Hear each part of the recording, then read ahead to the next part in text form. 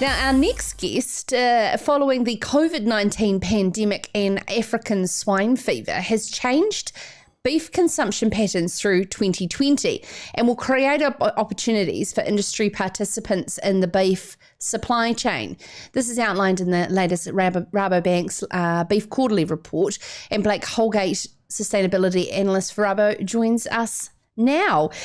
So, COVID lockdown measures throwing people into their homes and forcing them to learn how to cook rather than go out to a restaurant certainly has changed the distribution channels for 2020. How does 2021 look into the future, Blake? Well, first of all, you're absolutely right, Sarah. So when we're looking at beef, for example, beef is traditionally a protein that most consumers in our key markets eat out. So they go to a restaurant, they have it cooked for them, and predominantly that's how they eat a large part of their beef.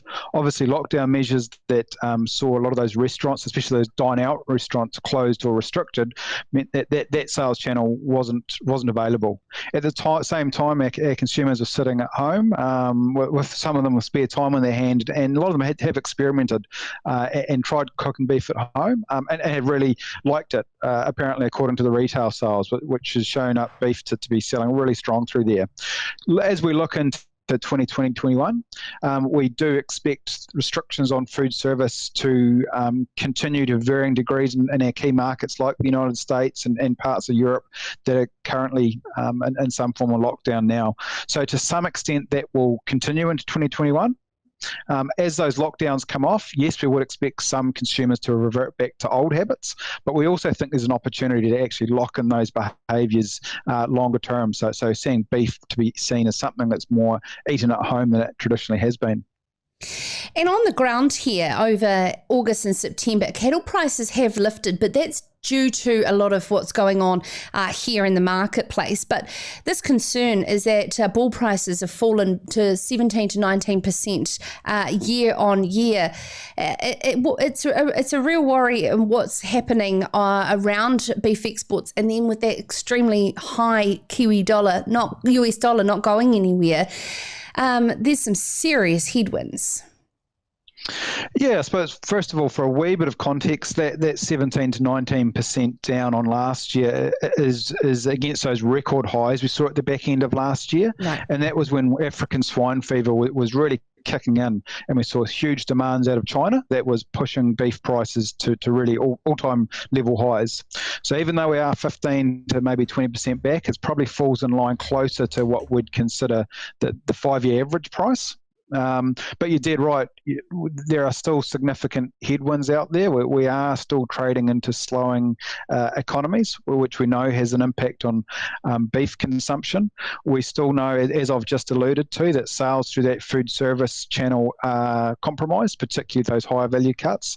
And then, as you said, add on top of that a dollar that's a lot stronger than a lot we're predicting 6 months ago. And it does sort of start to add up and does put some downward pressure on beef prices, which is what we've sort of seen over the last month or so. So advice going forward in terms of trading bulls and store cattle back here in New Zealand, is the short-term game gone out of it? Oh, look, seasonal factors will still play a big part in that. I mean, I analyse what's happening in the market. I still think there's some positive signs out there on the global export market. We're still seeing demand from China and the US is strong, particularly in the US for that grinding product, which does well to, I suppose you'd say, hold up the floor of beef prices. So going forward at this stage, I still see us operating at a scheduled farm level price, something pretty close to a 5-year average, which has been quite a reasonable price. But in saying that, there are still significant risks weighted to the downside as we talk around the dollar, as we talk around maybe further ongoing lockdown restrictions in key markets, and again that economic impact if that's greater than anticipated. So yeah, at the moment, I think the 6-month outlook still looks solid or reasonable, but your viewers should be well aware there are significant risks that we still need to be keeping an eye on. And when I do speak to any members from our meat marketers and processors, as well as Surma from Meat Industry Association, they are patting themselves on the back around how they've pivoted into providing meat for e-commerce. Is this a way for us to elevate off that floor in terms of price? And will it become part of our future, or is it a bit of a wait for food service to return game plan?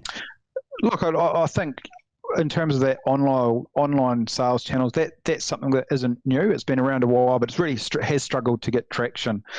Again, COVID has sort of accelerated the uptake or interest on online sales, not just for food, but all kinds of goods. And this is one I do think will stick coming out of COVID. So people will try it, get used to it, and absolutely, I think it's another positive for the industry. I don't think it's a game changer in the short term. I think it plays in really well to the strengths of New Zealand in terms of being able to target the key consumers and key markets that we're wanting to get our product to. So over time, I expect it to be something that we see more of, we target more, we do more of. But again, it's probably not something I'd expect to significantly move the dial schedule pricing wise in the short term.